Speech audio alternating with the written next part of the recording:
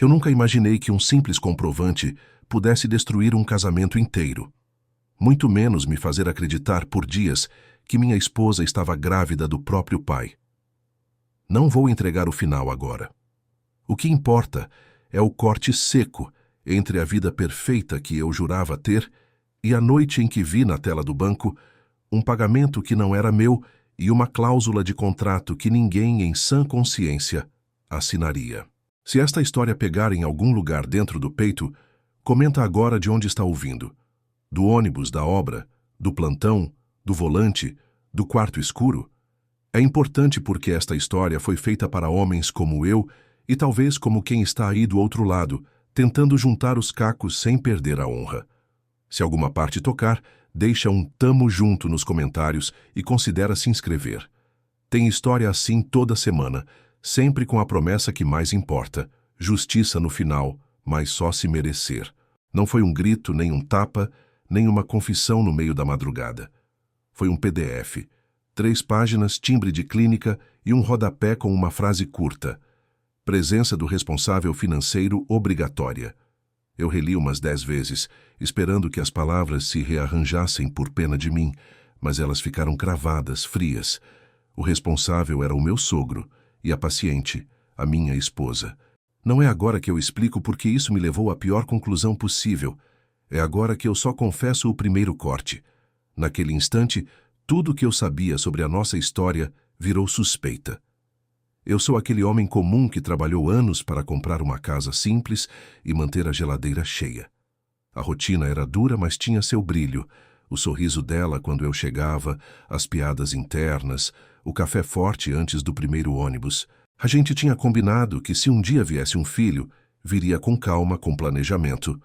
Foi ela quem trouxe a ideia da barriga solidária para ajudar uma amiga. Eu bati palmas pela generosidade. Eu acreditei.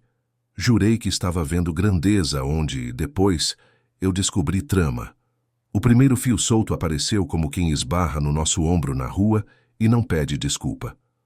Um e-mail da clínica, enviado para o nosso endereço compartilhado por engano, misturou-se às promoções do mercado. Eu só abri porque o assunto tinha o nome dela. Lá dentro, datas que coincidiam com retiros femininos e reuniões de voluntariado, só que com coleta e transferência no assunto. Eu poderia ter deletado e seguido, mas a palavra coleta ficou martelando, como se alguém tivesse parado a música da nossa sala no meio de uma risada. Eu fui atrás de uma explicação e encontrei um comprovante de pagamento. Quem pagou? A sogra. Até aí, vá lá. Família ajuda. Mas no canto, o CPF do sogro constava como responsável. A cabeça não pensa direito quando a honra começa a arder. Minha primeira reação foi negar. Deve ter um erro, deve ser burocracia. Só que quando o orgulho se sente ferido, ele vira um investigador pior que detetive de novela.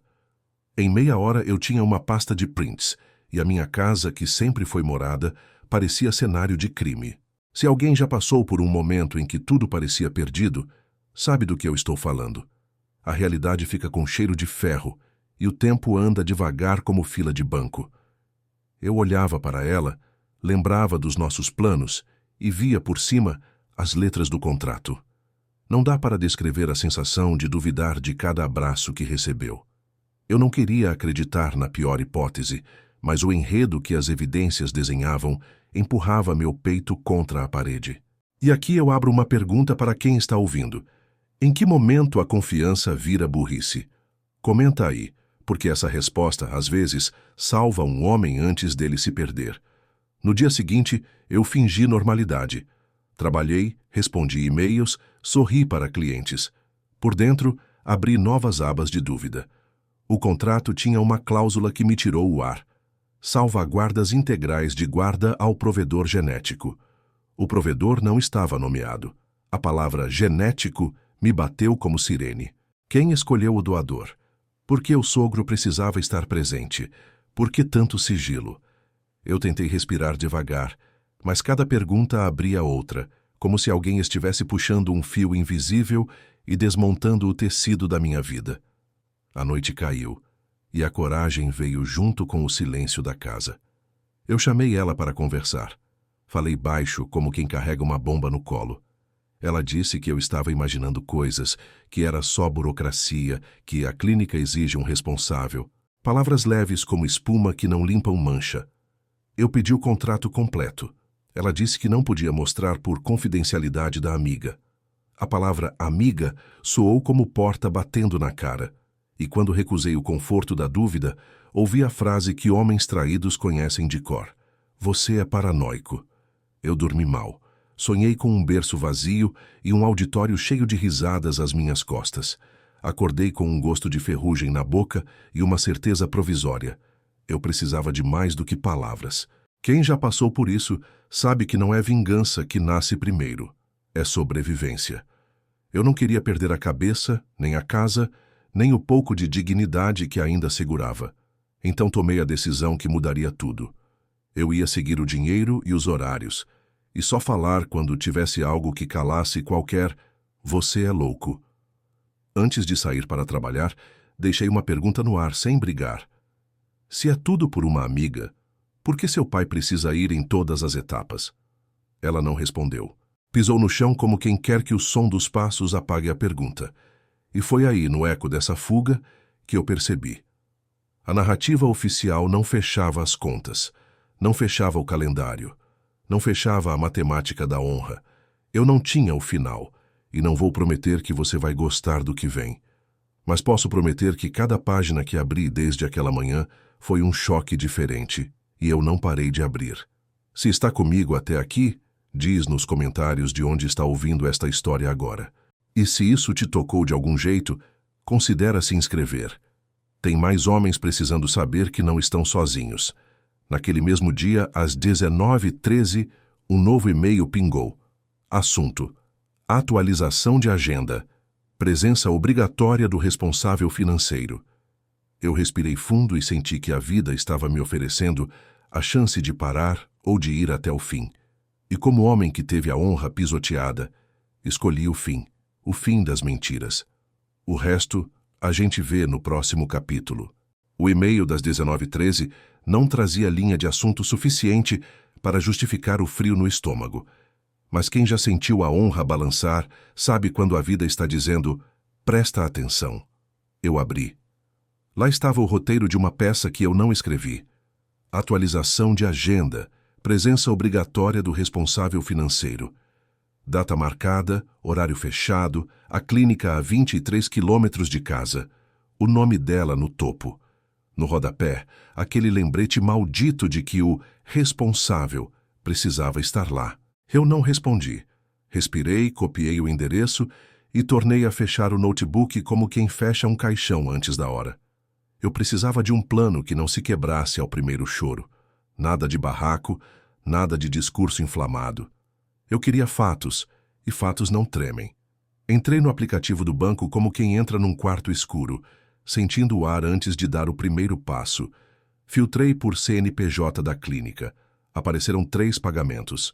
2 no cartão da sogra, um via transferência com a descrição compensação. A palavra compensação não deveria existir entre pessoas que se amam. Ajuda, cuidado, apoio, tudo bem. Compensação é termo de contrato, e contrato é o idioma da desconfiança. Peguei um caderno velho, desses de capa mole, e comecei a desenhar uma linha do tempo.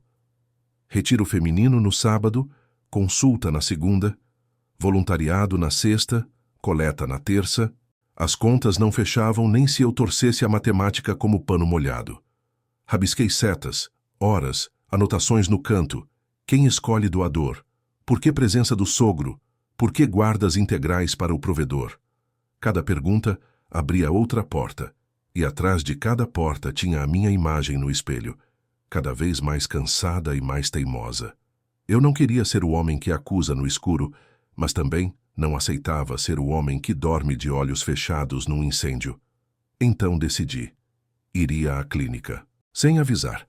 Só para ver quem entrava por aquela porta na mesma hora que minha esposa dizia estar em reunião.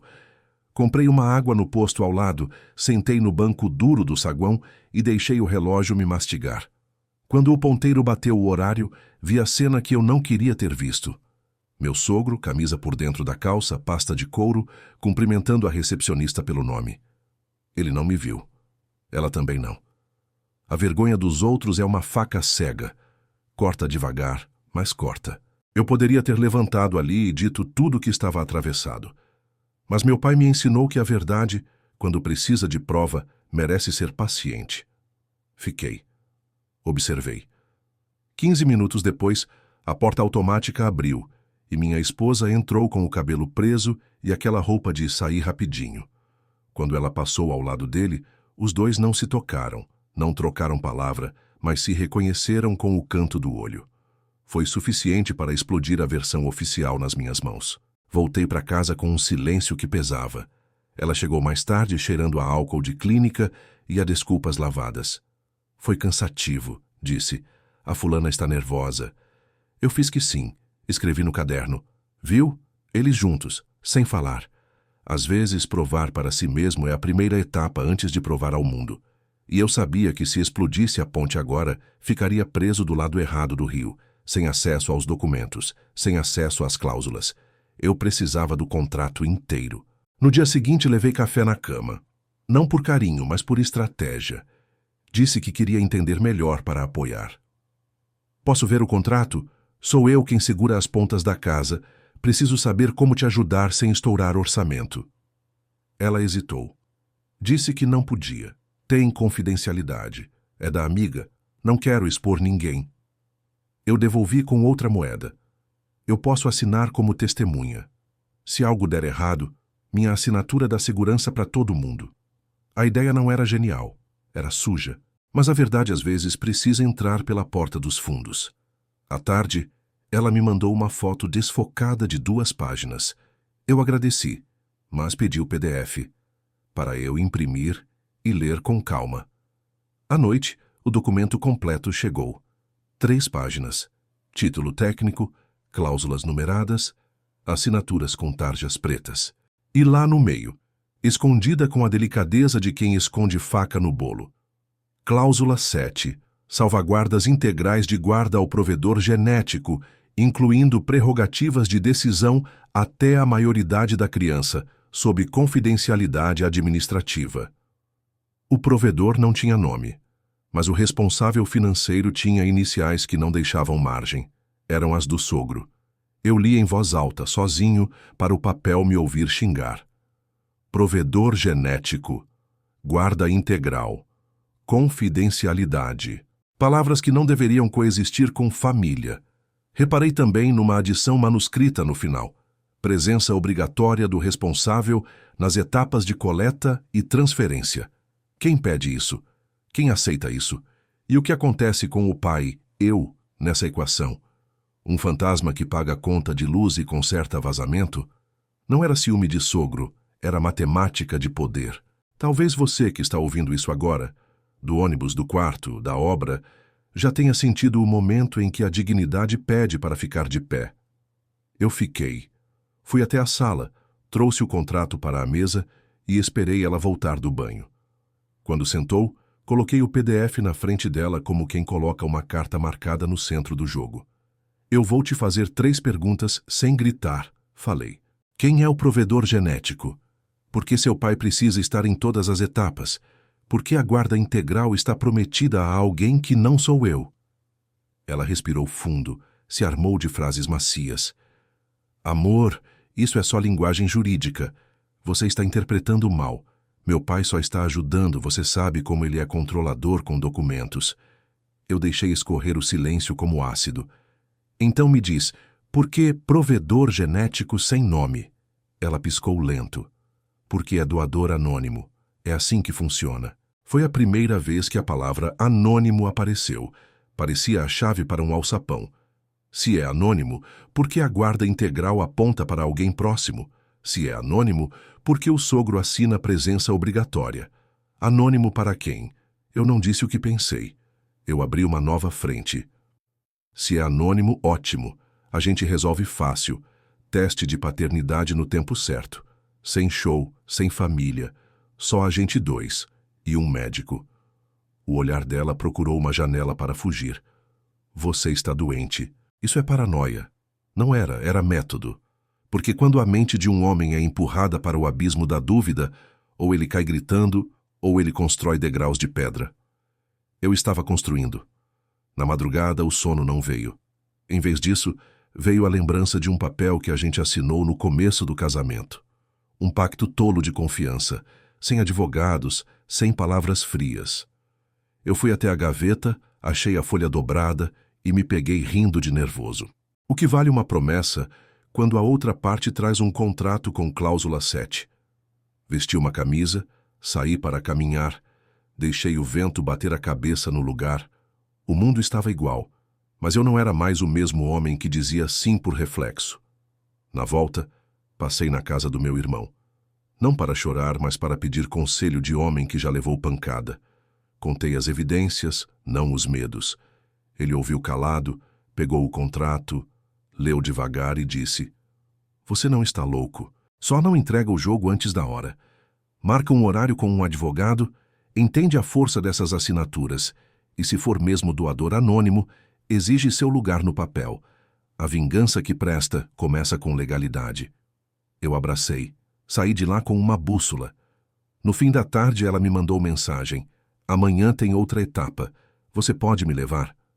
Era a primeira vez que me incluía no calendário. Eu respondi: "Posso." No fundo, eu sabia que não tinha sido convite. Tinha sido contenção. O medo dela não era meu ciúme. Era minha ordem. Porque ordem exige prova e prova não aceita "você é paranoico" como resposta. Eu olhei para o caderno, para a linha do tempo, para as setas que apontavam para a palavra anônimo, como se fosse um porto seguro de quem não quer assumir. Terminei o dia como um homem que passou do ponto de retorno. Já não se tratava de proteger o que tínhamos, mas de proteger quem eu sou. Não por orgulho cego, mas por dignidade clara. Se for anônimo, ótimo, vamos provar. Se for outra coisa, o mundo vai ouvir. E a família, que hoje sussurra pelas minhas costas, vai ter que me encarar no mesmo salão onde a gente faz brinde. Eu não sei qual porta se abre amanhã na clínica, mas sei que, se você está comigo até aqui, é porque já entendeu. Não é sobre ciúme, é sobre a matemática da verdade. E se essa história fala com alguém que conhece um homem vivendo algo parecido, compartilha. Cada comentário dizendo "tamo junto" vira tijolo no caminho da minha vingança. Calculada, limpa, pública. Quando desliguei a luz, a palavra que restou não foi medo, foi método. Eu ia ao consultório, ouviria cada mentira dito com voz de atendimento, pediria o que fosse meu por direito e guardaria o resto para o momento certo. Porque vingança, quando vale a pena, não nasce do grito. Nasce do contrato lido até o fim. E eu ainda estava na página 2. A manhã seguinte chegou com aquele sabor de metal na boca que aparece quando o corpo sabe que algo ruim está por vir. Eu acordei às 5, como sempre, mas em vez de ir direto para o chuveiro, fiquei ali deitado, olhando para o teto, organizando as peças do quebra-cabeças que minha vida tinha virado. Ela dormia ao meu lado, respiração tranquila, cabelo espalhado no travesseiro, como se não tivesse nada a esconder. Eu me perguntei quantas manhãs eu tinha acordado assim, confiando em alguém que talvez estivesse me enganando desde o primeiro dia. Levantei devagar, fiz café, peguei o caderno onde tinha anotado tudo. Linha do tempo, datas, valores, perguntas sem resposta. Era quinta-feira, dia que ela sempre saía cedo para o voluntariado. Só que agora eu sabia que voluntariado era código para clínica, e clínica significava mais um pedaço da verdade escondida. Eu não ia deixar passar em branco. Se ela fosse, eu seguiria. Não para fazer escândalo, mas para coletar mais peças desse jogo sujo. Às 7h30, ela se arrumou com aquela pressa calculada de quem tem compromisso importante. Disse que voltaria só à tarde. Beijou minha testa como sempre fazia, e eu fingi que estava lendo jornal no celular. Quando a porta bateu, esperei 5 minutos e saí atrás. O carro dela tomou a direção oposta ao centro comunitário, onde ela dizia fazer o tal voluntariado. Mais uma mentira confirmada. Mais um tijolo na parede da desconfiança, que estava construindo tijolo por tijolo. Eu a segui até um café pequeno, desses de esquina, longe de qualquer lugar que ela frequentava normalmente. Estacionei 2 quadras adiante e caminhei devagar, fingindo olhar vitrine. Quando cheguei perto o suficiente para ver através da janela, quase engasguei com a própria respiração. Ela não estava sozinha. Do outro lado da mesa, meu sogro, pasta de couro ao lado, falando baixo e gesticulando como quem dá instruções. Os dois tinham uma pilha de papéis entre eles, e ele apontava para trechos específicos enquanto ela fazia anotações. Não era uma conversa de pai e filha sobre tempo ou família. Era uma reunião de negócios. Eles se comportavam como sócios, não como parentes. E a forma como ela o ouvia, concentrada, tomando nota de cada palavra, me fez entender que eu não era parte daquele plano. Eu era o financiador inconsciente, o marido útil que pagava as contas, enquanto eles arquitetavam algo nas minhas costas. A palavra barriga solidária começou a soar como a piada mais cruel que alguém poderia fazer comigo. Voltei para casa com o estômago embrulhado e uma certeza que doía mais que qualquer tapa na cara. Eu estava sendo usado. Não traído no sentido clássico, mas usado como peça de um jogo que eu não entendia as regras. Sentei na varanda, respirei fundo e tomei uma decisão que mudaria tudo. Eu precisava das mensagens dela. Não por curiosidade doentia, mas por legítima defesa. Um homem tem direito de saber quando está sendo feito de trouxa na própria casa. À noite, quando ela voltou com aquele ar de cansaço fingido, eu ofereci para fazer um chá. Coloquei açúcar, mel, um pouco de chá de camomila, que sempre a deixava sonolenta. Não era nada demais. Só queria garantir que ela dormisse pesado o suficiente para eu poder acessar o celular dela sem ser descoberto. Pode parecer coisa de doido, mas quando a dignidade de um homem está em jogo, ele faz o que precisa fazer para proteger o que resta da sua honra. Meia-noite passada, quando a respiração dela já estava profunda e regular, peguei o celular dela na mesa de cabeceira. A senha eu sabia. Era a data do nosso casamento. Ironia do destino. A data que deveria representar união era a chave que abriria a caixa de Pandora da traição. As mãos tremiam quando digitei os números, não de medo, mas de raiva antecipada. Eu sabia que ia encontrar coisa ruim, mas não imaginava o tamanho da bomba que estava prestes a explodir na minha cara. Fui direto para as conversas com o sogro. A última mensagem era de algumas horas atrás. Tudo combinado para segunda. Ele vai estar presente como conversamos. Não esquece de manter o roteiro. Roteiro? Que roteiro? Rolei para cima procurando o contexto e encontrei uma conversa que me gelou o sangue. Ele está desconfiando demais. Precisa parecer mais natural. E a resposta do sogro: deixa comigo. Na segunda, eu resolvo qualquer dúvida que ele tenha. O importante é ele assinar o documento. Documento? Que documento? Eu não tinha assinado documento nenhum, além do contrato que ela me mostrou. Continuei lendo e cada mensagem era como um soco no estômago. O médico confirmou que a coleta foi suficiente. Agora é só esperar o resultado para fazer o implante. Se der tudo certo, em 9 meses temos o que queremos. O que eles queriam? Era sobre a gravidez? Sobre o bebê? Ou sobre algo maior que eu ainda não tinha descoberto? Mas a mensagem que me quebrou por dentro foi uma que ela tinha mandado na semana passada. Às vezes tenho dó dele. Trabalha tanto, confia tanto, mas não posso voltar atrás agora. E a resposta fria do sogro: dó não paga conta. Ele vai entender quando tudo acabar. Ou não vai, tanto faz. Ler aquilo foi como levar um tiro no peito. Ela sentia dó de mim. Dó. Como se eu fosse um cachorro abandonado na chuva, e não o marido que sustentava a casa onde ela dormia tranquila todas as noites. Tinha mais, muito mais, mensagens sobre cronograma de execução, documentos de guarda, transferência de bens. Não eram só conversas sobre um bebê. Era um plano completo para alguma coisa que envolvia meu nome, minha assinatura, meu dinheiro. Eles estavam jogando um jogo onde eu era o prêmio, não o jogador. E o pior, ela documentava cada passo como se fosse uma operação militar. Copiei as mensagens mais importantes para o meu celular. Não todas, porque se ela percebesse que alguém tinha mexido no histórico, o jogo acabaria antes da hora. Selecionei as mais comprometedoras, as que provavam que tinha algo muito maior em jogo do que uma simples barriga solidária. Quando terminei, coloquei o celular dela de volta no lugar, deitei ao lado dela e fiquei ali, olhando para o escuro, processando cada palavra que tinha lido. Não consegui dormir. Como conseguir depois de descobrir que sua vida é uma mentira documentada? Fiquei imaginando quantas vezes eles tinham rido de mim pelas minhas costas. Quantas decisões sobre o meu futuro tinham sido tomadas sem eu saber.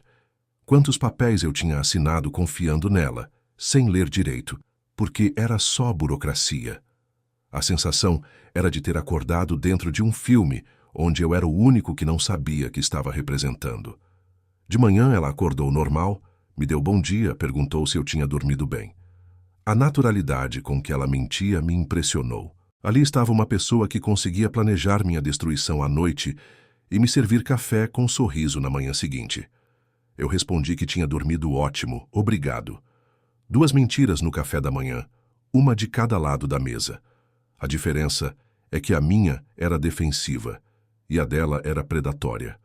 Naquele dia, no trabalho, não consegui me concentrar em nada. Ficava relendo as mensagens que tinha copiado, tentando decifrar cada código, cada referência indireta. Documento de segunda. Cronograma de execução. Ele vai assinar sem saber. Que documento? Que cronograma? Assinar o quê? As peças começavam a se encaixar, mas o desenho final ainda estava embaçado. Só uma coisa estava clara. Na segunda-feira, alguma coisa ia acontecer. E eu finalmente ia descobrir o tamanho da armadilha que tinham preparado para mim. Se você está me ouvindo até aqui, do carro, do serviço, de onde for, comenta uma palavra só: roteiro. Porque foi nessa palavra que eu entendi que minha vida tinha virado teatro, e eu era o único ator que não sabia qual era o papel dele. Mas segunda-feira estava chegando, e dessa vez eu ia para a apresentação sabendo que era teatro. A diferença é que agora eu também tinha um roteiro de vingança. Sexta-feira chegou com aquela sensação de véspera de guerra. Eu acordei sabendo que tinha 72 horas para entender completamente o jogo antes de segunda-feira. As mensagens que li na madrugada anterior tinham me dado pistas suficientes para saber que algo grande estava por vir, mas eu precisava de mais detalhes. Não dá para enfrentar uma batalha sem conhecer o terreno, e o terreno da minha vida tinha se tornado um campo minado. Liguei para o serviço e disse que estava passando mal, não ia conseguir ir trabalhar. Mentira número 2 da semana, mas necessária. Esperei ela sair para o voluntariado da sexta e coloquei meu plano em ação. Primeiro passo: seguir o dinheiro. Todo esquema tem um financiador e eu precisava descobrir quem estava bancando essa farsa toda. Peguei todos os extratos bancários dos últimos 6 meses e espalhei na mesa da cozinha como um investigador de filme. Os números não mentem. E ali estava a prova matemática da traição. Transferências regulares da conta da sogra para uma conta corrente que eu não conhecia. Sempre no mesmo valor. Sempre no mesmo dia do mês. Dinheiro entrando de forma sistemática como salário. Mas salário de quê? Para quem? Anotei o número da conta, o banco, as datas. Era informação suficiente para uma investigação mais profunda. Liguei para o meu irmão, o único em quem eu podia confiar naquele momento. Expliquei a situação sem entrar em detalhes desnecessários.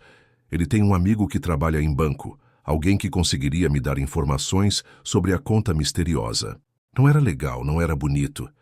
Mas quando sua dignidade está sendo pisoteada, você usa todas as armas disponíveis. Em 2 horas, meu irmão me ligou de volta com informações que me deixaram zonzo. A conta estava no nome de um escritório de advocacia especializado em família e sucessões. O mesmo escritório que, segundo meu irmão descobriu, estava registrado no endereço comercial do sogro. Não era coincidência. Era operação montada, com advogado, com estratégia legal, com cronograma de execução. Eu não estava sendo enganado só emocionalmente. Estava sendo preparado para uma armadilha jurídica que poderia me custar muito mais do que o coração. Voltei para casa com a cabeça fervendo e uma certeza amarga. Eles não estavam brincando de casinha. Era um plano profissional com consultoria especializada para me tirar algo que eu ainda não sabia o quê, mas ia descobrir. Liguei para o escritório. Fingi ser interessado em planejamento familiar. e marquei uma consulta para segunda-feira de manhã. Mesma segunda-feira que estava nas mensagens dela. Não podia ser coincidência. À noite, quando ela voltou, fingi interesse renovado no processo da barriga solidária. Perguntei sobre prazos, procedimentos, custos. Queria ver até onde ela levaria a mentira quando pressionada com perguntas diretas. As respostas vieram vagas, cheias de "a gente vê isso depois" e "não precisa se preocupar com isso agora". Cada evasiva confirmava que ela estava escondendo informações cruciais sobre algo que envolvia minha vida. Sábado de manhã, acordei com um plano. Ela tinha mencionado na conversa da noite anterior que, na segunda, tem uma reunião importante para definir os últimos detalhes. A mesma segunda-feira do escritório de advocacia. A mesma segunda-feira das mensagens. Não era preciso ser detetive para conectar os pontos. Resolvi que ia aparecer nessa reunião sem ser convidado. Afinal de contas, se era sobre minha família, eu tinha direito de participar. Passei o fim de semana observando cada movimento dela, cada ligação, cada mensagem que ela mandava quando pensava que eu não estava vendo. O comportamento dela tinha mudado desde quinta-feira, menos natural, mais tensa, como se estivesse se preparando para algo importante. No domingo à noite, ela foi dormir mais cedo, alegando que precisava descansar para uma semana corrida. Mais uma confirmação de que segunda-feira seria o dia D. Na madrugada de domingo para segunda, quando ela já dormia, fiz minha última investigação. Dessa vez fui direto ao notebook dela, que ficava sempre aberto na sala. A pasta de downloads tinha vários arquivos com nomes suspeitos. Contrato, final.pdf, procura cal, revisada.docx, cronograma, transferência, .xlsx. Meu coração disparou quando vi os nomes dos arquivos. Procuração? Transferência de quê? Abri o arquivo da procuração e quase vomitei. Era um documento me dando poderes para tomar decisões em nome dela em questões médicas e familiares. Só que a linguagem jurídica era ampla demais. Incluía decisões patrimoniais e transferências necessárias para o bem-estar familiar. Não era só sobre procedimentos médicos. Era uma procuração que me daria poder para assinar qualquer coisa em nome dela, inclusive coisas que eu nem sabia que estava assinando. O cronograma era ainda pior. Uma planilha detalhada com datas, valores, responsáveis. Segunda-feira. Assinatura da procuração. Responsável, sogro. Terça-feira. Transferência inicial. Valor: R$150 mil. Origem: conta conjunta. Quarta-feira. Registro de nova titularidade. Imóvel principal. Quinta-feira. Comunicação oficial. Divórcio consensual. Divórcio? Que divórcio? Eles estavam planejando meu divórcio sem eu saber. A ficha caiu como uma bigorna na cabeça. Não era sobre barriga solidária. Não era sobre filho, era sobre separação de bens. Eles estavam usando a história da gravidez como cortina de fumaça para me fazer assinar documentos que me tirariam direitos sobre a casa, sobre as economias, sobre tudo que a gente construiu juntos. O sogro, o advogado, o contrato, a procuração, tudo fazia parte de um plano para me deixar sem nada. Copiei todos os arquivos para um pendrive e deletei o histórico de acesso. Agora eu tinha o roteiro completo da peça que eles estavam montando comigo no papel de otário principal. Mas segunda-feira, eles iam ter uma surpresa. O otário tinha descoberto o roteiro e ia improvisar algumas falas que não estavam no script deles. Na manhã de segunda, ela saiu cedo, disse que ia resolver umas coisas antes do nosso encontro na clínica à tarde. Mentira número 1000 da nossa história. Eu também saí cedo, mas para o escritório de advocacia onde tinha marcado consulta. Cheguei uma hora antes do horário dela, fingi interesse em contratar os serviços, pedi para conhecer as instalações. Quando ela chegou acompanhada do sogro, eu estava sentado na sala de espera lendo revista, como se fosse a coisa mais natural do mundo. A cara que ela fez quando me viu foi de quem viu fantasma. O sogro tentou disfarçar, mas eu vi o susto nos olhos dele também. Que coincidência, eu disse sorrindo. Vim aqui para a mesma coisa que vocês, imagino. Planejamento familiar, não é? O silêncio que se seguiu foi tão pesado que dava para cortar com faca. Ali começou o fim da farsa que eles tinham montado para me destruir. A secretária os chamou para a sala do advogado e eles não tiveram escolha senão me incluir. Afinal, eu era o marido interessado em planejamento familiar. Sentei na cadeira ao lado dela. Peguei na mão dela como o marido carinhoso faria. E disse para o advogado: Doutor, vim aqui porque quero entender melhor todos os detalhes desse processo que minha esposa e meu sogro estão organizando. Principalmente a parte dos documentos que preciso assinar. Foi nesse momento que o castelo de cartas deles começou a desabar. E foi nesse momento que eu comecei a montar minha vingança. Porque um homem que descobre que está sendo roubado na própria casa tem dois caminhos: aceitar calado ou fazer barulho na medida do prejuízo. Eu escolhi o barulho. E segunda-feira estava só começando. Se você chegou até aqui comigo, deixa um barulho nos comentários. Porque às vezes um homem precisa fazer barulho para ser respeitado. E meu barulho estava só esquentando os motores.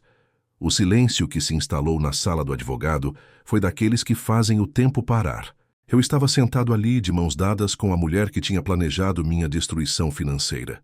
Sorrindo, como o marido dedicado que sempre fui, enquanto o sogro suava frio na cadeira ao lado. O doutor, um homem de uns 50 anos, com cara de quem já viu de tudo, olhava alternadamente para os três como se tentasse entender qual peça não se encaixava no quebra-cabeças. Bem, disse o advogado, abrindo uma pasta grossa, vamos revisar os documentos que vocês trouxeram na semana passada. Ele pausou e me olhou diretamente. O senhor está ciente de todos os detalhes do processo, não é? Eu sorri mais largo. Na verdade, doutor, é exatamente sobre isso que eu gostaria de conversar. Minha esposa me explicou por cima, mas eu sou daqueles homens que gostam de entender cada vírgula antes de assinar qualquer coisa. Vi ela engolir seco.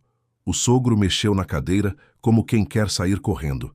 O advogado, que claramente não estava esperando minha presença, começou a folhear os papéis com uma lentidão suspeita. Claro, claro. É sempre importante que todos os envolvidos estejam informados. A palavra informados saiu como se fosse uma pergunta, não uma afirmação. Ali eu tive certeza. O plano era me manter desinformado até o último segundo. Doutor, eu disse mantendo o tom calmo, minha esposa mencionou algo sobre procuração. Vocês podem me explicar exatamente que tipo de poder eu estaria dando a ela? O homem olhou para o sogro, que fez um gesto discreto com a cabeça. Era como assistir a um jogo de cartas marcadas, só que agora eu conhecia as marcas. É uma procuração ampla para questões médicas e familiares. Nada demais, apenas para facilitar os procedimentos. Eu fingi que estava processando a informação. Entendo. E essas questões familiares incluem o quê, exatamente? Outra troca de olhares. Bem, transferências necessárias, documentação de bens, questões patrimoniais relacionadas ao bem-estar da família. Bingo. A máscara tinha caído completamente.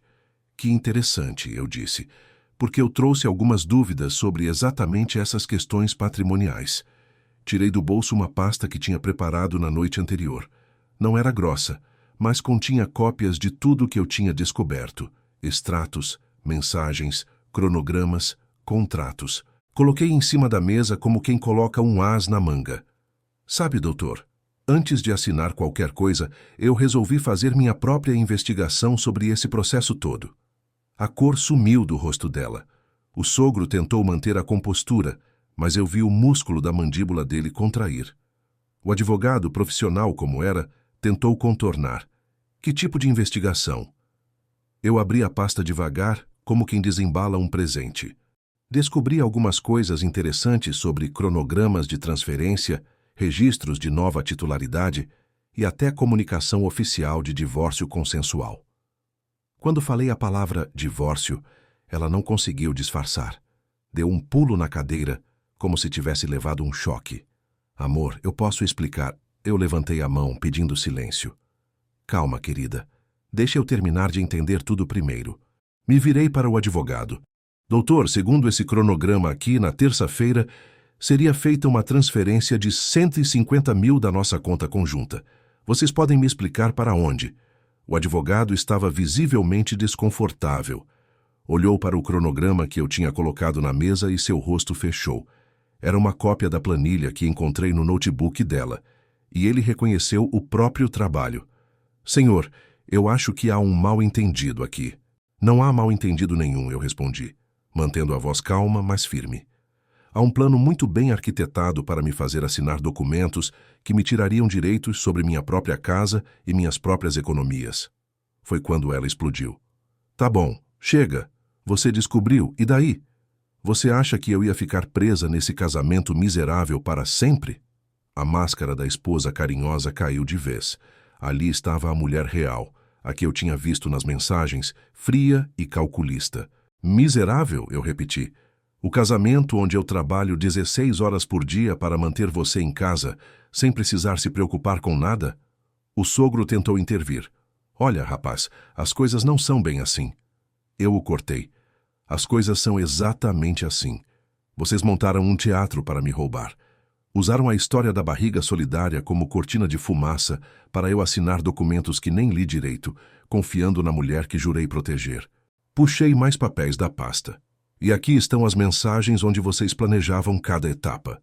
Li em voz alta. Ele está desconfiando demais. Precisa parecer mais natural. Olhei para ela. Sua mensagem. Depois, deixa comigo. Na segunda, eu resolvo qualquer dúvida que ele tenha. O importante é ele assinar o documento. Olhei para o sogro. Sua resposta. O advogado estava vermelho, provavelmente percebendo que tinha se metido numa furada legal gigantesca. E aqui, continuei tirando mais uma folha. Minha mensagem favorita. Às vezes tenho dó dele. Trabalha tanto, confia tanto, mas não posso voltar atrás agora. Olhei nos olhos dela. Dó. Você sentia dó de mim. Como se eu fosse um cachorro abandonado, não o homem que sustentou cada sonho seu nos últimos anos. Ela tentou falar, mas eu não deixei. Sabe qual foi sua resposta, sogro? Dó não paga a conta. Ele vai entender quando tudo acabar. Ou não vai, tanto faz.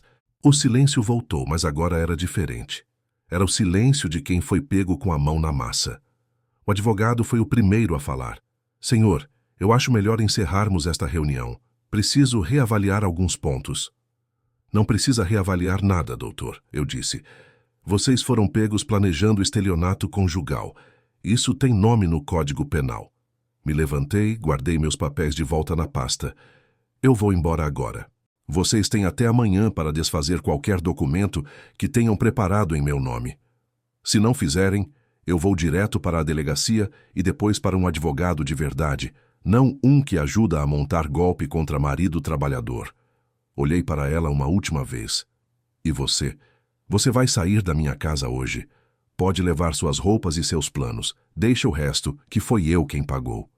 Sai daquele escritório com a sensação de quem tinha acabado de escapar de uma emboscada. Não era alívio que eu sentia, era raiva. Raiva pura, limpa, direcionada.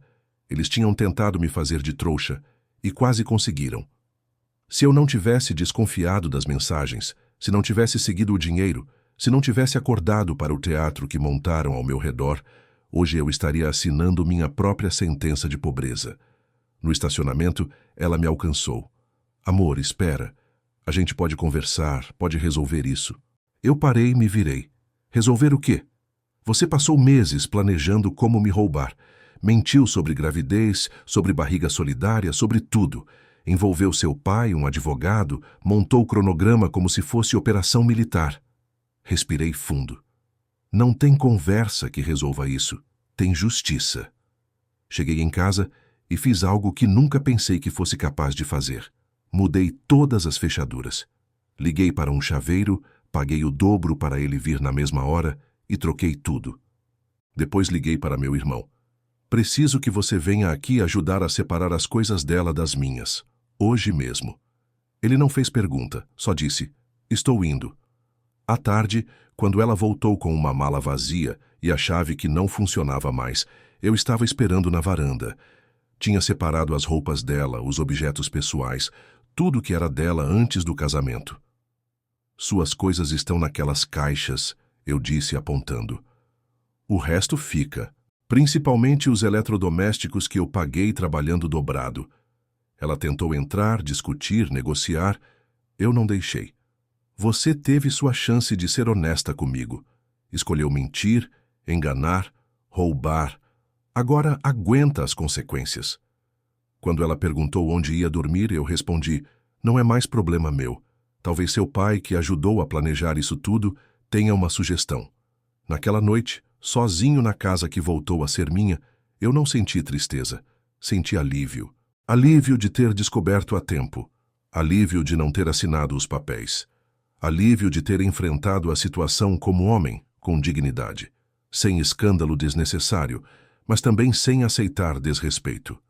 Se você chegou até aqui comigo, comenta dignidade. Porque às vezes um homem precisa escolher entre manter a paz e manter a dignidade. Eu escolhi a dignidade. E foi a melhor escolha que já fiz na vida. No dia seguinte, eu acordei em uma casa vazia, mas honesta. Uma casa onde ninguém estava planejando me roubar enquanto eu dormia. E pela primeira vez em meses, dormi a noite inteira sem pesadelos. A primeira ligação veio às 6 da manhã. Era a sogra, voz chorosa, pedindo para conversar. Ela me contou que vocês brigaram, mas tenho certeza de que é mal entendido. Mal entendido. Como se planejar roubar o marido fosse questão de interpretação. Eu deixei ela falar, desabafar sobre como a filha estava destroçada, como eu estava sendo radical demais. Quando ela terminou, respondi: Senhora, sua filha e seu marido tentaram me aplicar um golpe de 150 mil. Isso não é briga de casal, é crime. O silêncio do outro lado da linha foi longo. Depois veio a pergunta que eu esperava. Que golpe? Ela não sabia. A própria mãe tinha sido mantida no escuro sobre os detalhes sujos do plano. Expliquei calmamente. Procuração fraudulenta, cronograma de transferências, divórcio já preparado. A cada palavra, ouvia a respiração dela ficando mais pesada. Quando terminei, ela disse baixinho: Eu não sabia de nada disso. Eu imaginei, respondi. Mas agora a senhora sabe por que não tem volta. Durante a semana, minha casa virou ponto de peregrinação. Cunhados, tios, amigos do casal tentando mediar a situação. Todos com o mesmo discurso. Vocês podem resolver isso. Casamento é assim mesmo. Ela se arrependeu. Eu ouvia com paciência e respondia a mesma coisa. Vocês viram os documentos? Sabem que ela planejou me roubar por meses? Ninguém tinha visto. Todos falavam por ouvir dizer, defendendo algo que não conheciam. Foi aí que tomei uma decisão que mudaria tudo. Se eles queriam defender sem conhecer a verdade, iam conhecer a verdade completa. Peguei todos os documentos que tinha coletado, mensagens, extratos, contratos, cronogramas, e organizei numa apresentação. Não ia ser mais, ele disse, ela disse. Ia ser preto no branco, com datas, valores, assinaturas. Quem quisesse opinar sobre meu casamento ia ter que ver primeiro o tamanho da mentira. Marquei um encontro na casa da sogra para o domingo. Falei que ia esclarecer tudo de uma vez para toda a família. Ela achou que eu ia pedir desculpas, tentar uma reconciliação. As pessoas sempre esperam que o homem traído seja o primeiro a baixar a cabeça. Dessa vez, iam ter uma surpresa. Levei meu notebook, um projetor emprestado do trabalho e aquela pasta com todas as evidências organizadas cronologicamente. Domingo chegou com a casa da sogra cheia.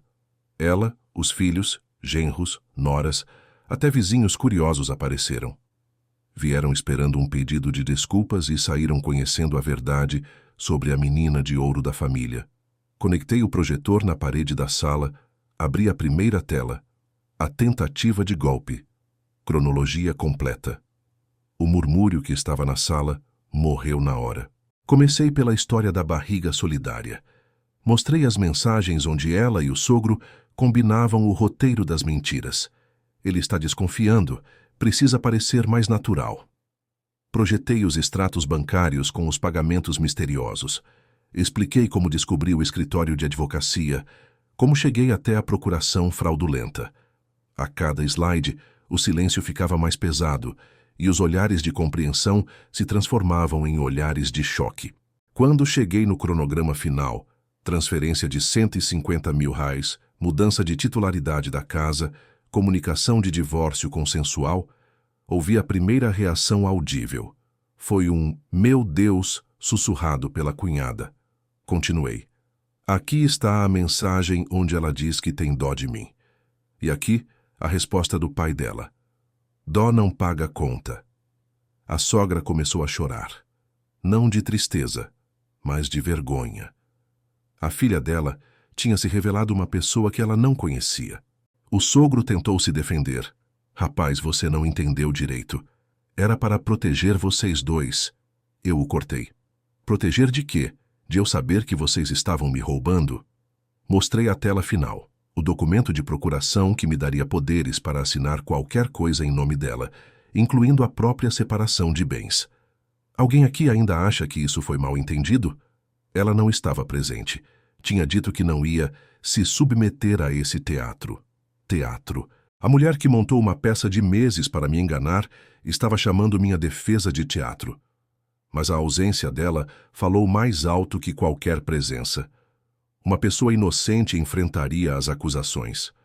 Uma pessoa culpada foge da apresentação das provas.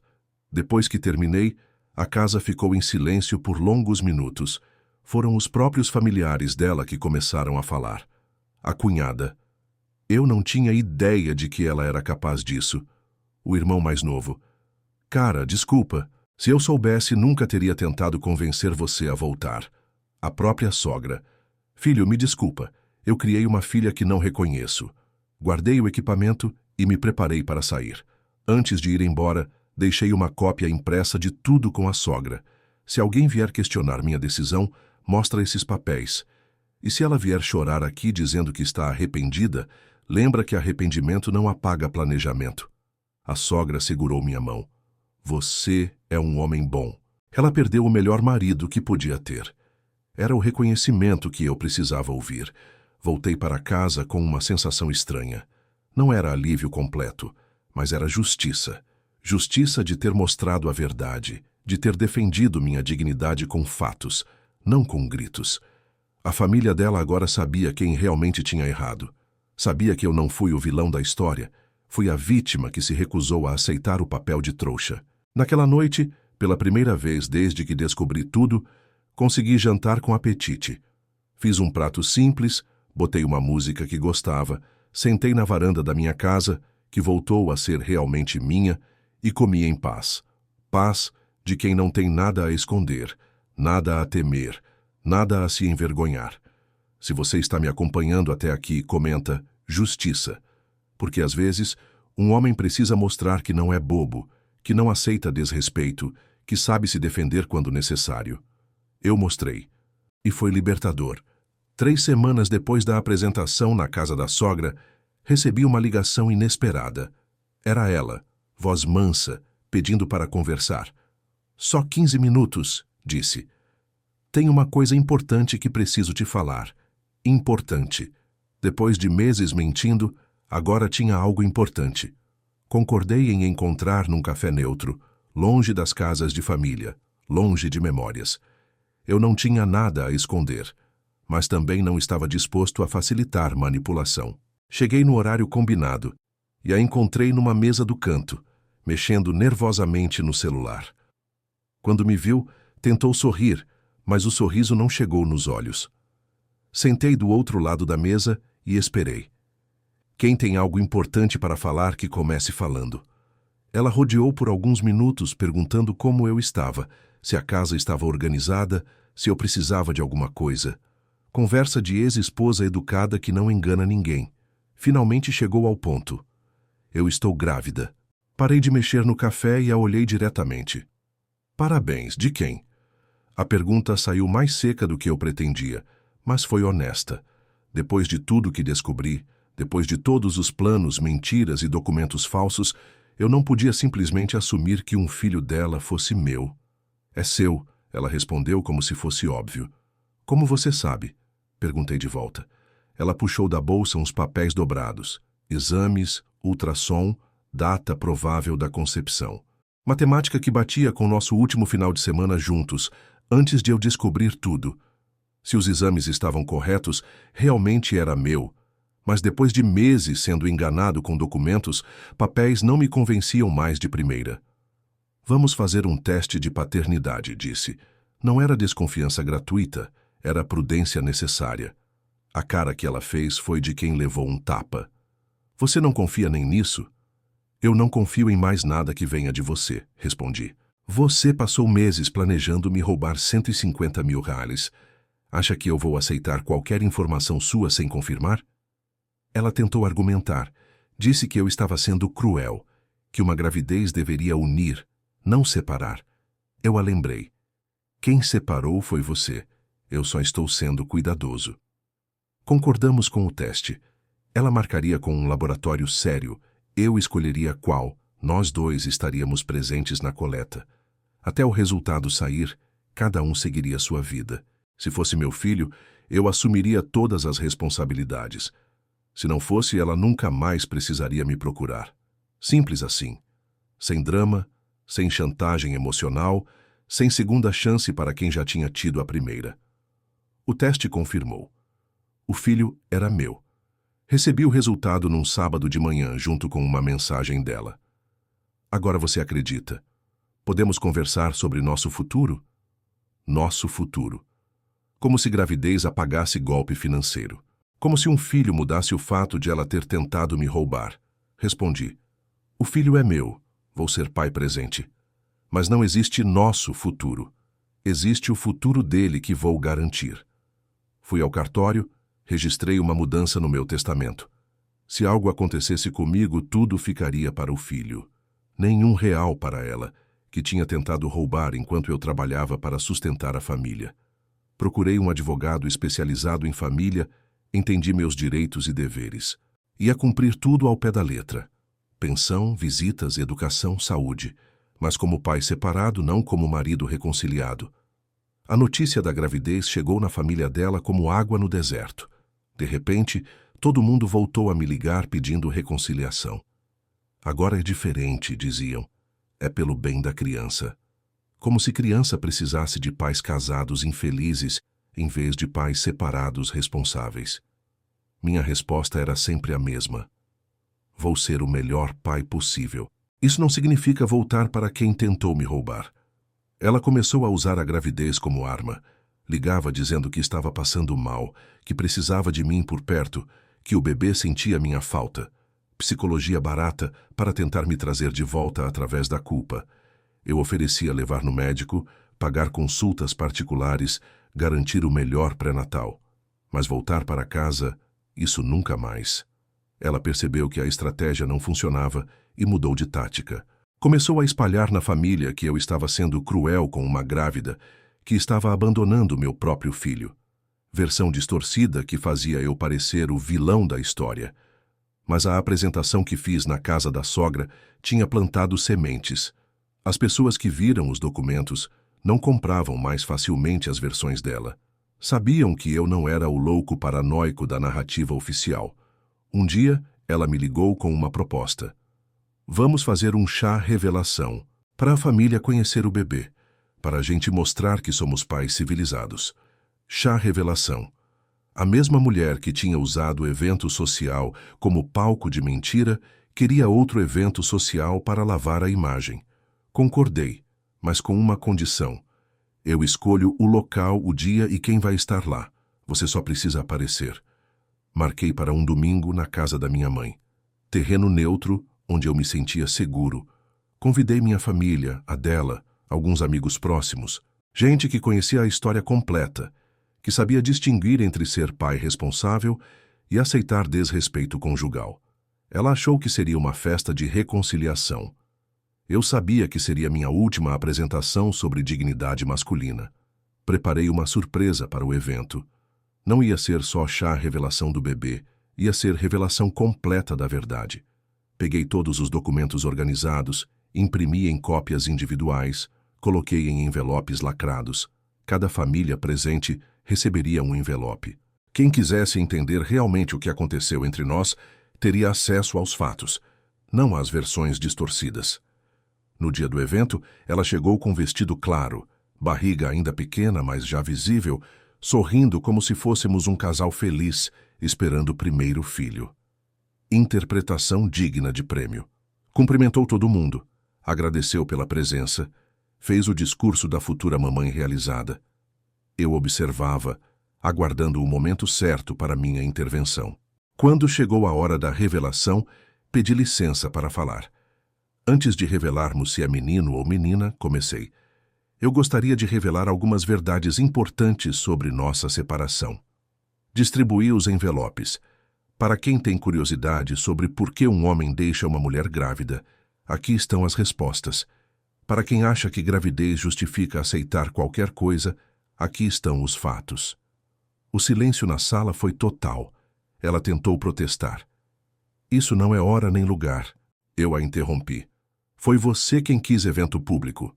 Agora aguenta evento público completo. As pessoas abriram os envelopes, viram os extratos, as mensagens, o cronograma do golpe. Viram que ser pai não significa ser trouxa, que assumir um filho não significa aceitar uma ladra. Foi nesse momento que ela perdeu definitivamente a simpatia que ainda tinha. Até então, algumas pessoas achavam que eu estava sendo duro demais com uma grávida. Depois de ver as evidências, entenderam que eu estava sendo correto com uma golpista que por acaso estava grávida. A gravidez não mudava o caráter dela, só tornava a situação mais complexa. O chá revelação virou tribunal, onde ela foi julgada pelos próprios familiares. E pela primeira vez desde que tudo começou, eu me senti completamente em paz com minhas decisões. Porque um homem que protege sua dignidade também protege a dignidade do filho que está por vir. E meu filho ia crescer sabendo que o pai nunca aceitou desrespeito. Se você chegou até aqui, comenta tribunal. Porque às vezes a vida transforma a gente em juiz da própria história. E eu julguei certo. O silêncio que se seguiu àquela exposição pública durou exatos 3 dias. Depois veio a tempestade. Primeiro foram as ligações dos familiares dela, todos revoltados dizendo que eu tinha humilhado uma grávida em público, como se gravidez fosse salvo-conduto para golpista. Depois vieram as amigas dizendo que eu era cruel, que homem de verdade não expõe mulher assim. Homem de verdade também não aceita ser roubado calado, mas isso elas não mencionavam. A pressão social foi intensa. Vizinhos sussurravam quando eu passava. Colegas de trabalho me olhavam diferente, como se eu fosse o monstro da história. É engraçado como a sociedade funciona. Quando descobrem que homem foi traído financeiramente, o julgamento recai sobre ele. Por que expôs? Por que não resolveu em casa? Por que não perdoou? Ninguém pergunta por que ela mentiu, enganou, roubou.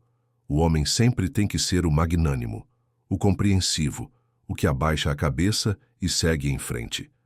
Mas eu não estava disposto a ser esse homem. Não depois de tudo que descobri. Então mantive minha posição, teste de paternidade obrigatório. Não por desconfiança da gravidez em si, mas porque confiança, depois do que aconteceu, tinha virado artigo de luxo que eu não podia mais me dar. Ela resistiu por semanas, disse que era ofensa desnecessária, que provava minha falta de amor. Amor? A palavra soava cômica vinda de quem tinha planejado minha ruína por meses. O teste finalmente aconteceu no 8º mês de gravidez.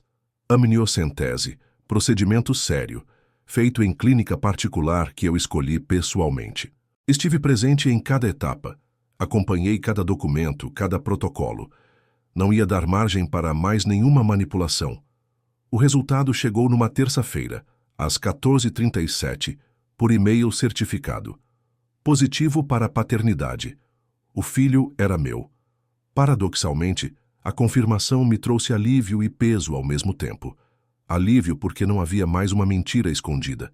Peso porque agora eu tinha certeza de que seria ligado para sempre à mulher que tinha tentado me destruir. Mas uma coisa eu tinha clara. Ser pai do filho dela não significava voltar a ser marido dela. Essas eram contas completamente separadas no meu livro de vida. Liguei para ela no mesmo dia que recebi o resultado. O teste confirmou. É meu filho. Vou assumir todas as responsabilidades legais e morais. Pausa. Mas isso não muda nada entre nós dois. Você tentou me roubar, eu te expus. Vou ser pai presente, não marido humilhado. Ela tentou argumentar, disse que agora éramos uma família, que deveríamos pensar no bem da criança. Família Nós éramos um homem traído e uma golpista grávida. Isso não é família, é complicação. O nascimento aconteceu numa sexta-feira de dezembro. Eu estava no corredor do hospital, não como marido esperando esposa parir, mas como pai aguardando filho nascer. Diferença sutil, mas fundamental. Quando o médico saiu e disse, é um menino, está saudável, senti uma emoção que não esperava. Não era felicidade conjugal. Era instinto paterno se ativando pela primeira vez. Aquela criança não tinha culpa da guerra entre os pais. Entrei no quarto, peguei meu filho no colo, olhei nos olhos dele e fiz uma promessa silenciosa. Você vai crescer sabendo que homem de verdade não aceita desrespeito, mas também vai saber que homem de verdade assume suas responsabilidades. Ali, segurando aquele menino de 2,5 kg, entendi que minha vida tinha ganhado um novo propósito. Não era mais sobre o casamento destruído, era sobre a paternidade construída. Organizei minha vida para ser pai solteiro presente. Quarto montado na minha casa, berço, fraldas, mamadeiras, tudo. Nos fins de semana que ele ficava comigo, eu virava outro homem. Cuidadoso, atento, protetor. Era impressionante como aquele bebê conseguia despertar em mim instintos que eu nem sabia que existiam. E o melhor, ele estava conhecendo um pai que tinha dignidade, que não aceitava ser passado para trás. Ela tentava usar as visitas como oportunidade de reaproximação. Chegava arrumada, ficava mais tempo que o necessário. Comentava sobre como éramos bons juntos cuidando dele. Estratégia transparente que eu cortava pela raiz. Você pode deixar ele aqui e ir embora. Volte no domingo para buscar. Frieza necessária para manter as fronteiras bem definidas. Ser pai não significava ser bobo de novo. A família dela continuava pressionando por reconciliação. Pelo bem da criança, sempre a mesma ladainha. Mas eu tinha uma resposta pronta. O bem da criança é ter um pai que se respeita e uma mãe que assume as consequências dos próprios atos. Não é ter pais fingindo felicidade para manter aparências. Algumas pessoas entendiam, outras achavam que eu era cruel. Tanto faz. Opinião de quem não pagou as contas, não pagava minhas contas. 6 meses depois do nascimento, ela apareceu na minha porta com uma proposta diferente. Eu errei. Sei que errei. Mas será que não podemos tentar de novo? Pelo nosso filho? Olhei para ela, lembrei de todos os documentos falsificados, de todas as mentiras, de todo o plano para me roubar. Depois, olhei para meu filho dormindo no carrinho. Ele já tem pai presente e mãe responsável. Isso é suficiente. Não precisa de pais fingindo amor que acabou. Naquela noite, depois que ela foi embora, sentei na varanda com meu filho no colo, olhando as estrelas. Ali estava minha nova realidade. Pai solteiro, homem que tinha defendido a própria honra, criança que ia crescer sabendo que dignidade não se negocia. Não era o final que eu tinha planejado, mas era o final que eu merecia. Um final onde eu não era vítima, era sobrevivente. Se você está comigo até aqui, comenta pai presente. Porque às vezes a vida nos força a escolher entre ser marido infeliz ou pai digno. Eu escolhi ser pai digno, e foi a melhor escolha da minha vida. 2 anos depois de tudo que aconteceu, minha vida tinha encontrado um ritmo próprio. Trabalho, filho nos fins de semana, academia 3 vezes por semana, paz em casa. Nada espetacular, mas honesto. Cada tijolo da rotina colocado por mim, sem mentiras de base, sem armadilhas escondidas. Era uma vida menor em drama, mas maior em dignidade, e isso me bastava. Ela, por outro lado, nunca conseguiu se recompor completamente da exposição pública. A história tinha se espalhado pela cidade pequena onde morávamos, e em cidade pequena, reputação é moeda que não volta ao valor original depois de desvalorizada. O emprego que conseguiu depois do nascimento do menino era menor que o anterior. Os amigos que restaram eram poucos e distantes. O castelo social que ela habitava tinha desabado junto com as mentiras. Um sábado de manhã, enquanto eu dava mamadeira para meu filho, recebi uma ligação da sogra. Voz trêmula pedindo para conversar sobre assuntos sérios. Concordei em receber a visita, mais por curiosidade que por gentileza. Quando ela chegou, trazia documentos na mão e lágrimas nos olhos. Filho, disse, eu preciso contar uma coisa que você não sabe. Sentamos na sala, meu menino brincando no tapete entre nós, alheio ao peso da conversa que estava por vir. A sogra respirou fundo e soltou. Ela tentou aplicar o mesmo golpe em outro homem, um viúvo rico que conheceu numa rede social. Só que dessa vez deu errado. Errado como? Ele era investigador aposentado, descobriu tudo antes de assinar qualquer papel. A história era um déjà-vu grotesco do que aconteceu comigo, só que com final diferente. Ela tinha se aproximado do homem com a mesma estratégia: gentileza calculada, necessidade disfarçada de auxílio, envolvimento emocional rápido. A diferença é que ele tinha experiência profissional em desmascarar mentirosos. Em 3 semanas, já tinha mapeado toda a farsa. E foi além. Registrou queixa por estelionato tentado. Ela está sendo processada, continuou a sogra. O advogado disse que, com os antecedentes do que aconteceu com você, o caso dela está complicado. Antecedentes. Eu me tornara prova em processo criminal contra minha ex-esposa. Paradoxal, mas justo. E tem mais, ela disse, tirando um papel da bolsa. Ela quer fazer um acordo contigo. Abrir mão da pensão em troca de você não depor contra ela no processo. Li o documento. Era uma proposta formal de renúncia aos direitos de pensão alimentícia dela em troca de eu não colaborar com a investigação criminal. Chantagem disfarçada de negócio, típica dela, sempre tentando transformar consequências em barganhas. Dobrei o papel e devolvi para a sogra. Diga para ela que não aceito acordo. Se quer fugir da justiça, que fuja correndo, não negociando. A sogra insistiu. Mas, filho, pense no menino. Se ela for presa, como fica? Como fica? Repeti. Fica com o pai que trabalha honestamente e a avó que criou uma filha golpista. O menino não precisa de mãe criminosa solta. Precisa de referências sólidas. Dureza necessária. Meu filho ia crescer sabendo que atos têm consequências, não que consequências se negociam com chantagem emocional. 3 meses depois, ela foi condenada a 2 anos de prisão em regime semiaberto por estelionato tentado. A sentença mencionava especificamente reincidência de comportamento fraudulento, baseada no meu depoimento e nas evidências que apresentei. Lei seca, justiça fria, mas justiça afinal. Ela cumpriria a pena trabalhando durante o dia e dormindo na prisão. O menino ficaria comigo nos dias de semana e com a sogra nos fins de semana. Foi quando minha vida realmente começou. Com a guarda quase integral do meu filho, eu aprendi paternidade de verdade. Madrugadas acordado com febre, primeiros passos, primeiras palavras. Papai foi a primeira palavra dele, e quando ouvi, entendi que toda a dor valeu a pena. Aquele menino ia crescer sabendo que o pai nunca aceitou desrespeito, nunca abaixou a cabeça, nunca fingiu que estava tudo bem quando não estava. No primeiro aniversário dele, organizei uma festa pequena na minha casa. Família, alguns amigos próximos, nada exagerado. Quando cortamos o bolo e todos bateram palma, olhei ao redor e vi rostos honestos, pessoas que sabiam minha história e respeitavam minha postura. Não tinha ex-esposa fingindo felicidade, não tinha sogro conspirador, não tinha mentiras temperando o ambiente. Era uma festa limpa, como minha vida tinha se tornado. Ela saiu da prisão quando o menino fez 2 anos, magra, cabelo diferente, jeito mais quieto. A prepotência tinha evaporado, substituída por uma humildade que parecia genuína, mas que eu olhava com ceticismo.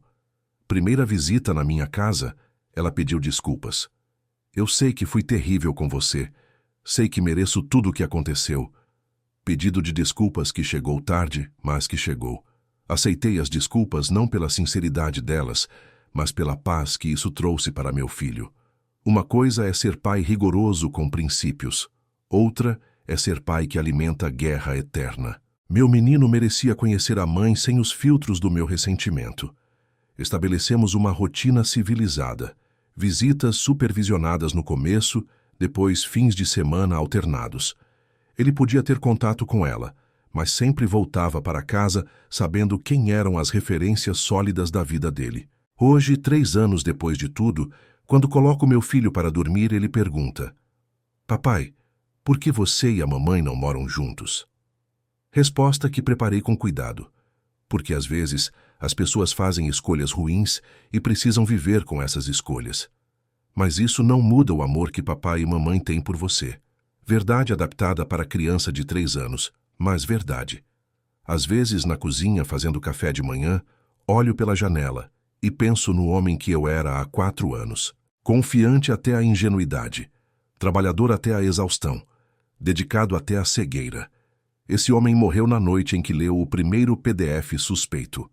No lugar dele nasceu outro, mais cauteloso, mais sábio, mais firme nos próprios princípios. Melhor pai, homem mais completo. Não sei se ela aprendeu alguma coisa com tudo o que aconteceu. Não é minha responsabilidade saber. Minha responsabilidade é criar meu filho sabendo que homem de verdade não aceita desrespeito, mas também não cultiva ódio desnecessário.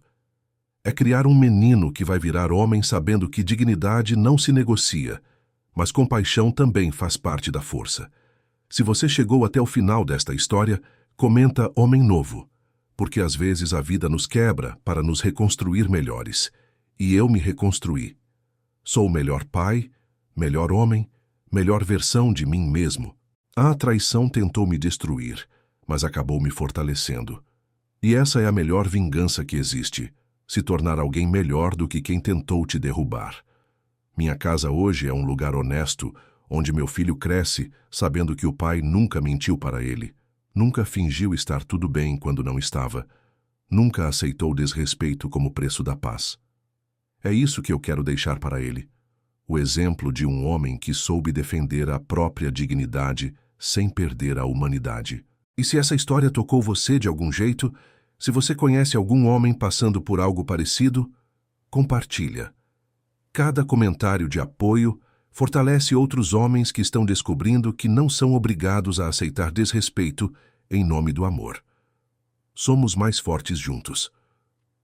5 anos se passaram desde aquela manhã em que encontrei o primeiro PDF suspeito.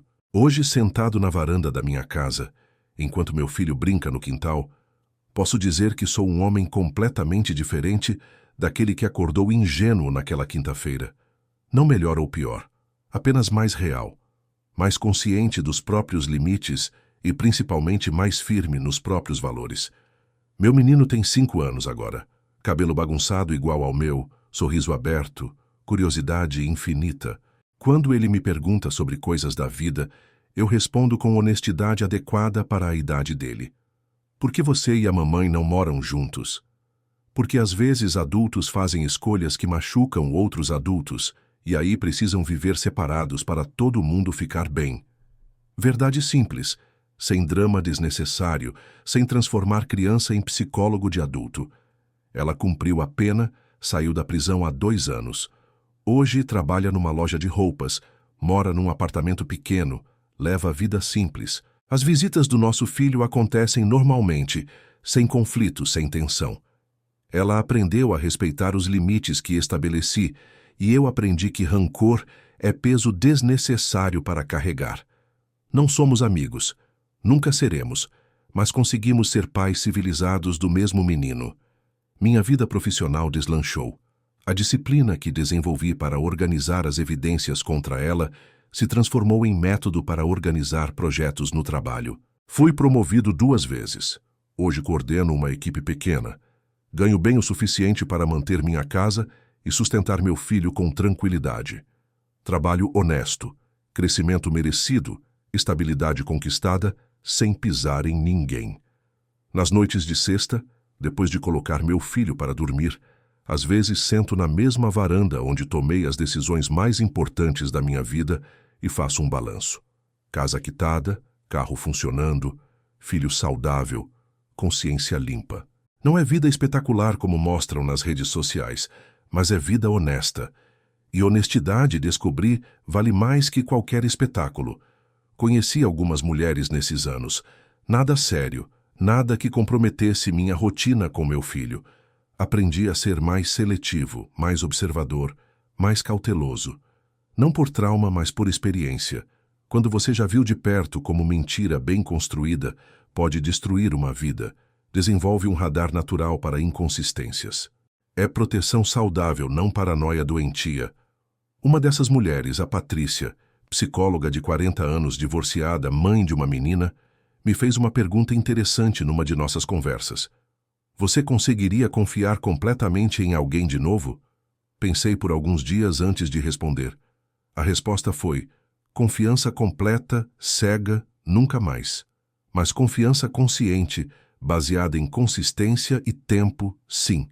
Ela sorriu e disse: essa é a confiança de adulto maduro. Meu filho perguntou semana passada se eu sinto raiva da mãe dele. Respondi: já senti muita raiva, filho, mas raiva é como fogo.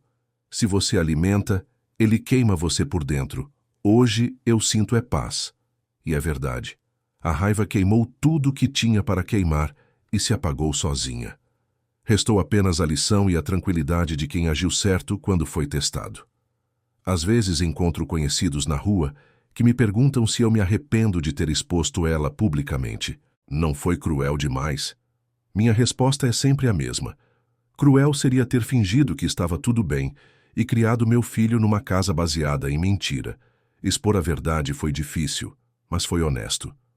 A maioria entende. Quem não entende, provavelmente nunca passou por situação parecida. No último aniversário do meu filho, organizei uma festa na minha casa. Amigos verdadeiros, família que me apoia, ambiente saudável. Ele correu pelos cantos, riu alto, aproveitou cada minuto. Na hora de apagar as velas, fez um pedido que me ouviu sussurrar sozinho. Quero que meu papai continue sendo o melhor papai do mundo. Ali entendi que tudo valeu a pena. Cada documento organizado, cada confronto enfrentado, cada noite em claro valeu por esse reconhecimento espontâneo. A sogra, que hoje é mais avó presente que defensora da filha, me disse outro dia: você fez o certo. Ela precisava aprender que atos têm consequências. E você precisava mostrar para seu filho que homem de verdade não aceita desrespeito. Reconhecimento tardio, mas sincero. Ela entendeu que proteger a dignidade não é vingança, é educação. Hoje sou pai solteiro por escolha, homem solteiro por prudência, trabalhador disciplinado por necessidade. Não tenho life coach, não leio livros de autoajuda, não frequento grupos de apoio. Minha terapia é criar meu filho sabendo que ele vai crescer, vendo o exemplo de um pai que nunca abaixou a cabeça quando foi desrespeitado, mas também nunca perdeu a humanidade no processo. Se eu pudesse conversar com o homem que fui há 5 anos, diria: prepare-se. Vai doer mais do que você imagina, mas vai ensinar mais do que você sonha. E no final, você vai descobrir que é mais forte do que pensava. Aquele homem ingênuo morreu numa madrugada lendo mensagens suspeitas. Este homem consciente nasceu no dia em que decidiu que dignidade não se negocia. Minha casa hoje é um lar de verdade, sem mentiras escondidas, sem planos secretos, sem documentos falsos em gavetas. É lugar onde meu filho cresce seguro, onde eu durmo tranquilo, onde cada objeto conta uma história honesta. É pequena, simples, mas é minha. Conquistada com trabalho limpo, mantida com caráter firme, habitada com consciência tranquila. Se você chegou até aqui comigo, comenta: consciência tranquila. Porque essa é a maior recompensa de quem age certo, quando é testado. Dormir em paz sabendo que fez o que tinha que fazer. Quando comecei a contar esta história, prometi que seria sobre justiça no final. Mas agora, 5 anos depois, percebo que foi sobre algo maior. Foi sobre descobrir que tipo de homem eu realmente era quando tudo desabou ao meu redor. E a resposta me surpreendeu. Durante anos, achei que ser bom marido significava confiar cegamente, trabalhar calado, aceitar explicações sem questionar. Pensava que amar era sinônimo de não incomodar, não investigar, não duvidar. Essa passividade quase me custou 150 mil reais e minha dignidade. Foi preciso quase perder tudo para entender que confiança não é cegueira. É escolha consciente baseada em consistência. A maior lição que esta história me trouxe não foi sobre traição ou golpes financeiros. Foi sobre a diferença entre ser homem bonzinho e ser homem de caráter. O bonzinho aceita desrespeito para manter a paz. O de caráter enfrenta o conflito para manter a dignidade. Durante anos fui o bonzinho. Naqueles meses de descoberta, me tornei o de caráter. Meu filho hoje tem 5 anos e já mostra sinais de personalidade forte. Quando alguém tenta passar por cima dele no parquinho, ele não aceita, mas também não revida com violência. Negocia, estabelece limites, busca solução justa. Onde ele aprendeu isso? Observando o pai que não aceitou ser passado para trás, mas também não perdeu a humanidade no processo. Esta não é uma história sobre homens versus mulheres. É uma história sobre caráter versus falta de caráter, sobre honestidade versus manipulação, sobre dignidade versus conveniência. Existem mulheres íntegras e homens golpistas, assim como existem homens íntegros e mulheres golpistas. O que importa é cada pessoa saber quem é quando é testada pela vida. Se você é homem e está passando por algo parecido, deixe-me dizer uma coisa. Você não é obrigado a aceitar desrespeito em nome do amor. Amor verdadeiro não humilha, não rouba, não mente. Se alguém está fazendo isso com você, usando o amor como desculpa, não é amor que essa pessoa sente. É conveniência disfarçada. Se você é mulher e se reconheceu na atitude dela, pare agora. Pare antes de destruir alguém que confia em você. Pare antes de ensinar seus filhos que mentir e roubar são estratégias aceitáveis. Pare antes de descobrir que homem com dignidade ferida é força que você não quer despertar contra si mesma. Para os pais que estão me ouvindo, ensinem seus filhos que caráter não se negocia, que é melhor ser respeitado que ser querido por quem não merece, que dignidade é patrimônio que ninguém pode tirar, apenas você pode entregar. E que quando a vida testar quem eles são, que sejam pessoas capazes de se olhar no espelho sem desviar os olhos. Esta história poderia ter terminado de forma diferente. Eu poderia ter assinado os documentos, perdido meu dinheiro e minha casa, virado mais uma estatística de homem enganado. Poderia ter aceitado o perdão dela e vivido o resto da vida desconfiando de cada movimento. Poderia ter me tornado amargo, desconfiado de todas as mulheres, carregando trauma para relacionamentos futuros. Mas escolhi outro caminho. O caminho da verdade documentada, da exposição necessária, da justiça merecida. Foi mais difícil, mais doloroso, mais solitário, mas foi honesto.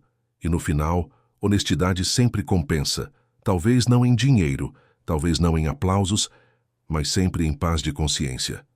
Hoje durmo tranquilo sabendo que meu filho está crescendo numa casa onde verdade é valor, onde caráter importa, onde homem de palavra vale mais que homem de pose. Ele vai errar, como todo mundo erra, mas vai errar sabendo a diferença entre certo e errado. E isso, nenhum golpe no mundo pode tirar dele. Se esta história tocou você, se você conhece alguém que precisa ouvir isso, compartilha. Comenta qual parte te impactou mais. Conta sua própria experiência se quiser. E se você chegou até o final desta jornada comigo, considera se inscrever no canal. Porque histórias assim, de homens que defenderam sua dignidade quando foi preciso, saem toda semana. Não são histórias para alimentar ódio entre homens e mulheres.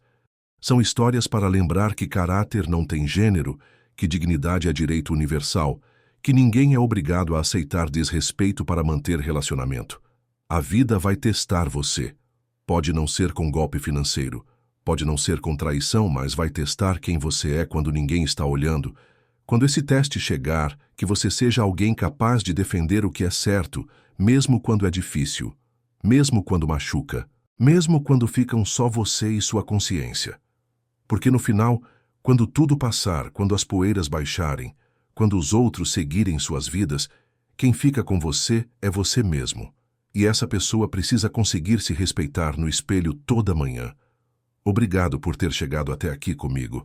Esta foi minha história de como quase perdi tudo, mas ganhei o que mais importa: o respeito por mim mesmo. E se isso inspirou você a não aceitar desrespeito na sua vida, então valeu cada palavra contada. Compartilha essa história. Comenta o que você achou. E lembra, dignidade não se negocia, mas se conquista todo dia com as escolhas que fazemos. Escolhe sempre ser alguém que você respeita. Forte abraço e até a próxima história de homem que não abaixou a cabeça.